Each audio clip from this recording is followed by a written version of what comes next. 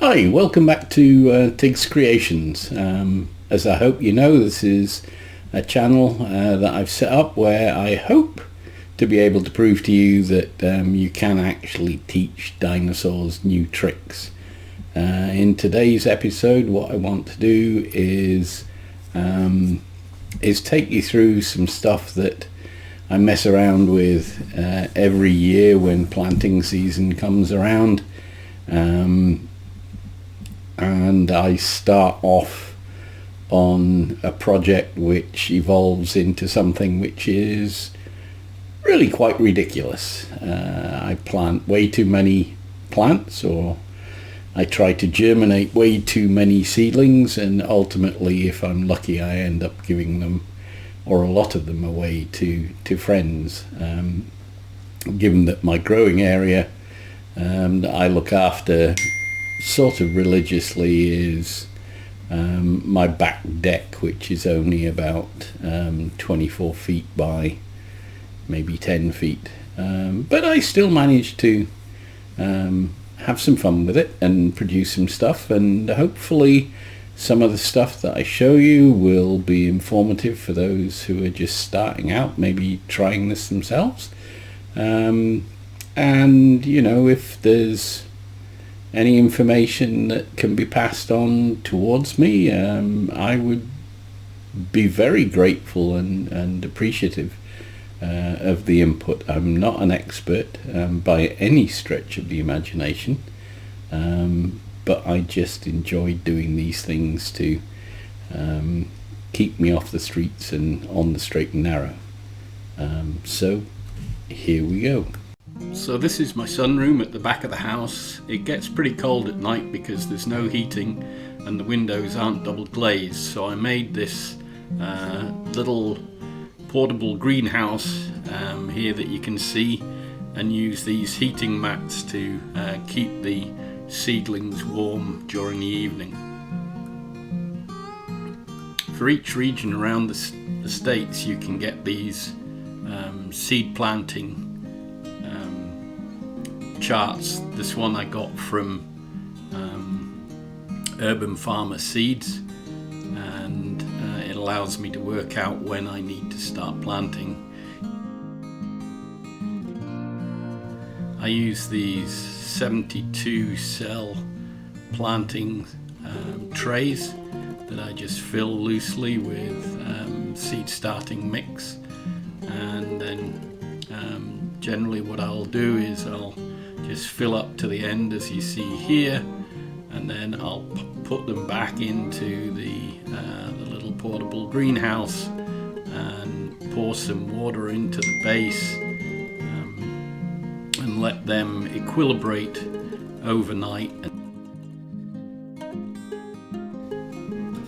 On the web you can also find these charts of optimal germination temperatures for different seedlings, and so this is what I use for setting the heat on the wells.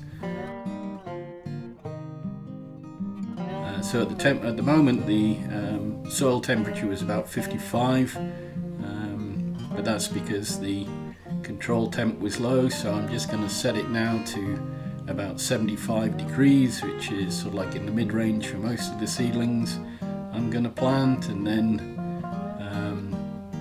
I'll fill up the trays with some water and then let them sit overnight for the soil to absorb the moisture, and then to heat up to a reasonable temperature.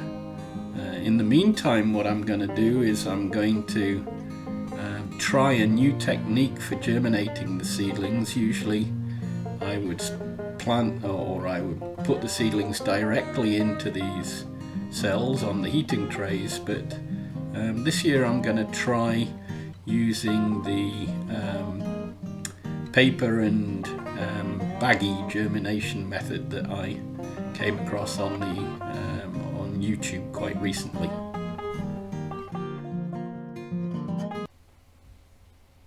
So here we go. So the idea here is, and this is my first attempt, so bear with me as I try this. So The idea is that you soak the paper toweling in water, put the seeds on the paper toweling, fold the paper toweling over, then put them in these sandwich baggies and leave them at room temperature, which in my house is about 72 at the moment, until theoretically they germinate. Now this sounds a relatively straightforward process, but this is my first time, and as you're about to see, it wasn't quite as easy as I suspected it was going to be.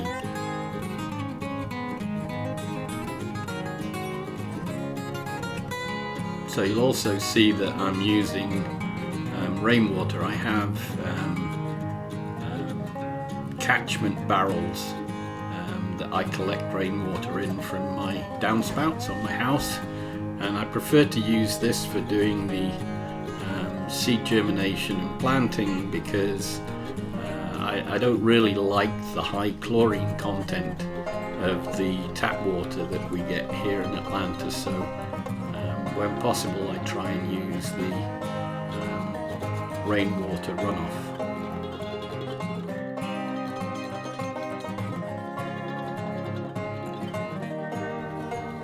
Which, given some of the pollution around Atlanta, probably isn't anywhere near as good as I think it is compared to the tap water, but there you go. Okay, so now the idea is that you have to get the seed sandwich into the Ziploc bag, and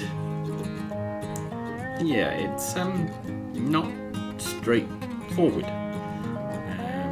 Okay, so make yet another sandwich and screw it up and stick it in there, and you can see I made a real mess of this.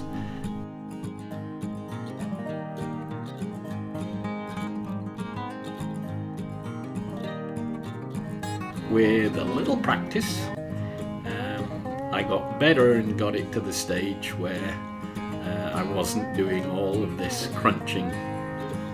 So basically the way you should be doing it is, or at least I was doing it, was folding it over again to make the sandwich, then gently sliding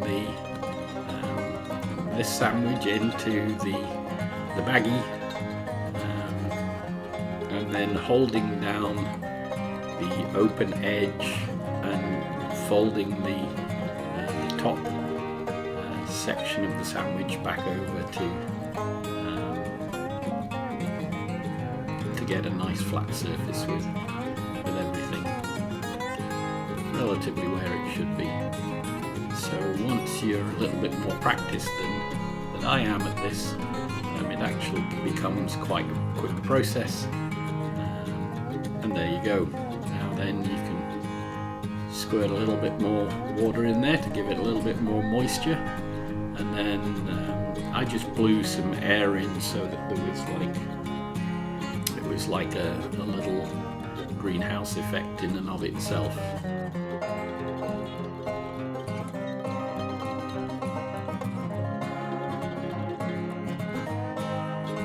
So this is 4 days after I planted out the original set of seeds. I wasn't sure about the viability of some of these, so the day after I planted out the first lot, or set up the first lot, I set up some other seeds, and I'm sort of glad I did. As you can see from this, there's absolutely nothing going on with these Cascadia peas that I had set up on that first day. So this is now a purple teepee. It's a really nice bean that came through nicely for me last year. These have just been in these baggies for 3 days because I set them up a day later, and look at this. I mean, they're through, and it's pretty much all the seeds that I set up on the second day were much better than most of the seeds that I set up on the first day.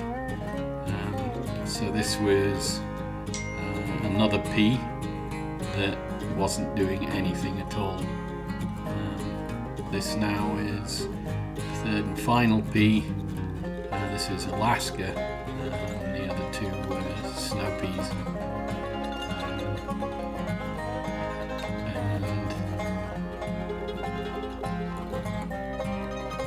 And this at least, some were germinating, so I basically went through the rest of the bags and had a look to see how everything was doing, and definitely the seeds from the second day set up. So this is 18 hours after I watered and got the trays heating. Now you can see that soil temperature is actually higher than I'd like it to be. It's at 80, I prefer it to be in the 70s, but we'll go with that because it does get pretty cold, as I say, over the, so now what I'm going to do is take the seedlings that I know have germinated and plant them out. So I'm using a little set of tweezers here because A, it allows me to make holes without getting my fingers dirty. Not that that's a big problem, but it allows me to hold the cotyledons of the seedlings without me touching these primary roots, which are really delicate, and you can lose seedlings simply by damaging the roots. So I'm just one by one sticking them in there, gently covering them up, and carrying on until I've got them all set and ready to go, and then I'll repeat the process with the other seedlings that germinated well, and set these up and label them a little bit later, and then off we go. So those were the purple teepees.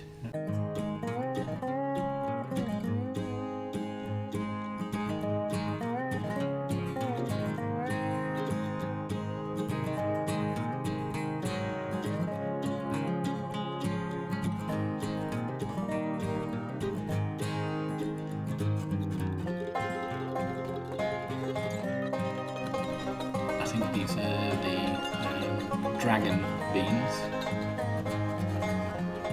Again, they've germinated really well in these baggies, and I've probably gone a little bit further than I should have let them before planting them out, because their roots really well developed. In some instances I had to battle them a little bit just to get them off the tissue paper. So then I just went on and laid out all the rest and did the rest of the peas, put them out. I tried doing some cos lettuce last year. I had very little success with this. I was quite surprised because they're supposedly relatively easy to plant out, but as you'll see in a minute or so that it just wasn't to be. But that is the beauty of this tissue paper and baggy germinating system, is that you can learn very quickly. So this is now 14 hours after I planted the germinated seedlings. They've been in the frame overnight. The soil temperature is 82 degrees. It's a bit higher than I would like it to be, but we'll see. It's been pretty chilly last night, so let's see how everything's gone on. So, yep, I can see some activity in there. So, look at this. This is crazy. So this is 14 hours after these seedlings germinated and were planted, and these beans are just coming up. You can see how the fairy tale of Jack and the Beanstalk came about. These things just grow incredibly quickly compared to other seedlings. Okay, it's now day 2 since the seedlings were planted and the beans look like they've just run amok. This is nuts. Virtually all of the beans are up, most of them at least, and even the peas are coming through. And down in this bottom right hand corner, even the cauliflower that I planted when the small seedlings were coming up, they're coming through as well now. So this paper towel and baggie method really does seem to speed the process up. Okay, I'm going to call it a day on this particular episode of Tig's Creations garden project. I'm going to try and keep these episodes approximately 15 minutes in length, unless I really have to go longer. I think that's as much as my attention span can go. So I hope you liked this. If you did, please hit the like button. If you want to hear future episodes in this same project or other projects from Tig's Creations, click the subscribe button and that will send you automatic updates as and when they become available. The subscribe is completely free. There's no cost involved. And if you would do me a favor, and if you really did like it, share it amongst your friends and ask them to like it, because apparently the more likes I get, the better YouTube likes my channel. Also it strokes my ego. So I hope you enjoyed this. Please stay tuned and I'll talk to you later. Bye.